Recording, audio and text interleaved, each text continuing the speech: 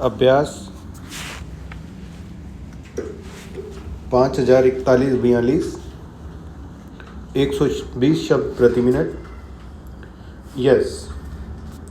अध्यक्ष महोदय, सरकार चाहती है कि अन्न के मामले में देश आत्मनिर्भर बने। तो मेरा सुझाव है कि जिन जगहों पर काफ़ी संख्या में ट्रैक्टर से काम लिया जा रहा है, आपको कोई कारखाना खोलना चाहिए और सस्ती कीमत पर उनकी मरम्मत की व्यवस्था करनी चाहिए।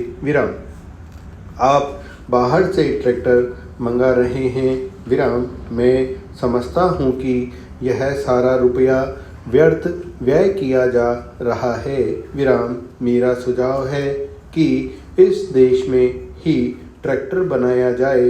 बाहर से खेती के सामान जो आ रहे हैं, कारखानों से होकर ही आ रहे हैं।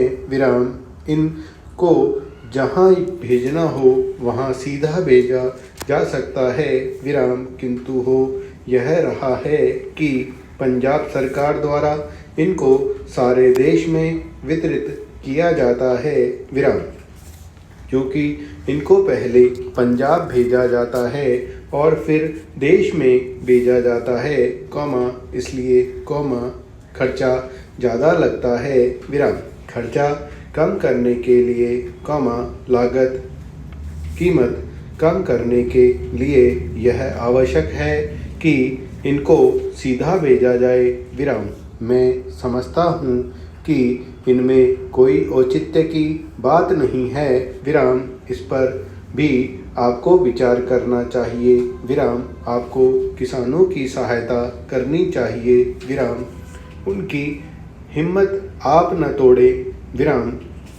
हमें चाहिए कि उनको हम सस्ते दामों पर खाद दें, बिजली दें, बीज दें और पानी भी दें। लेकिन ऐसा न करके हम देख रहे हैं कि हर चीज़ के दाम बढ़ाए जा रहे हैं। नलकूप पर आप कर लगा रहे हैं।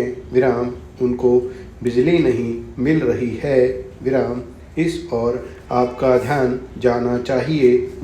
वास्तव में आप कृषि की उन्नति चाहते हैं तो सिंचाई और बिजली का काफ़ी इंतज़ाम होना चाहिए। जब तक सिंचाई और बिजली का इंतज़ाम नहीं होगा, तब तक खेती की उन्नति नहीं हो सकती है।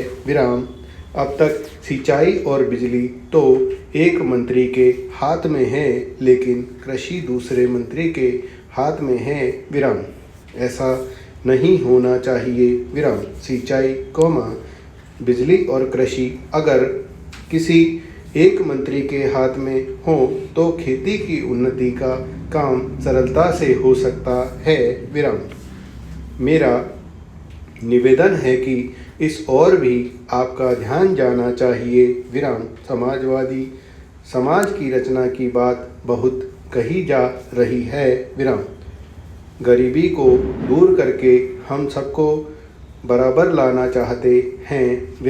लेकिन देश में गरीबी आज भी बढ़ती जा रही है। मैं यह नहीं कहना चाहता हूँ कि हमारे देश में सरकार ने कोई काम नहीं किया।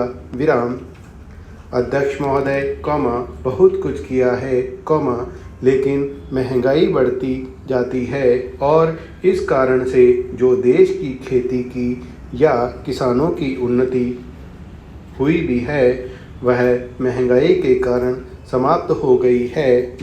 तो ऐसी स्थिति में अगर हम किसान को अन्न की उसके पैदावार की कीमत अधिक नहीं देंगे तो हमारे देश का कल्याण नहीं हो सकता है। मैं कोई एक नई बात नहीं कह रहा हूँ।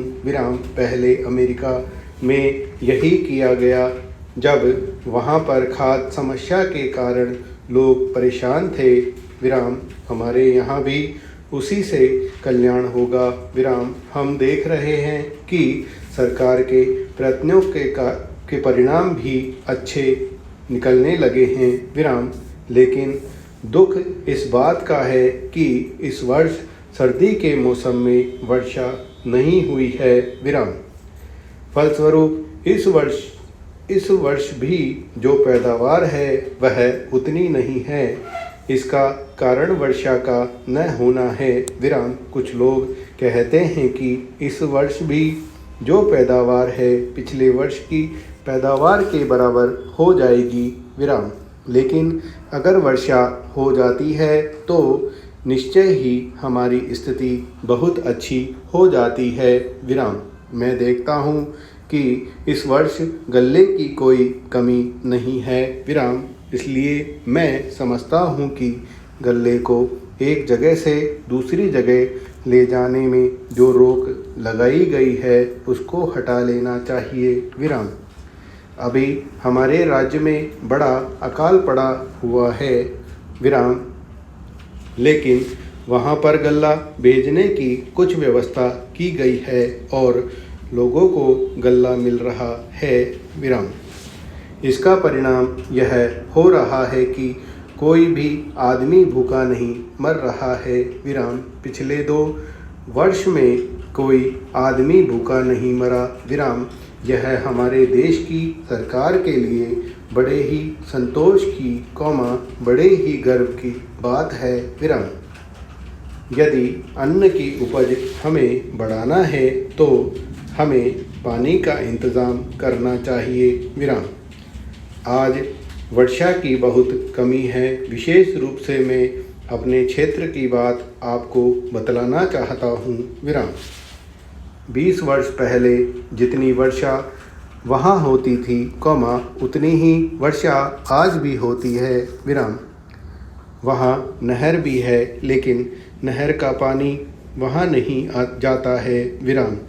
नहर के पानी को आगे ही रोक लिया जाता है। विराम। बांध भी बना है किंतु हमारे राज्य के लिए पानी नहीं दिया जाता है। विराम। इसका परिणाम यह होता है कि पानी न मिलने के कारण लोगों को काफ़ी परेशानी का सामना करना पड़ता है। विराम। कुछ लोगों ने नलकूप भी लगा लिए हैं जिनसे लाभ हुआ है। विराम।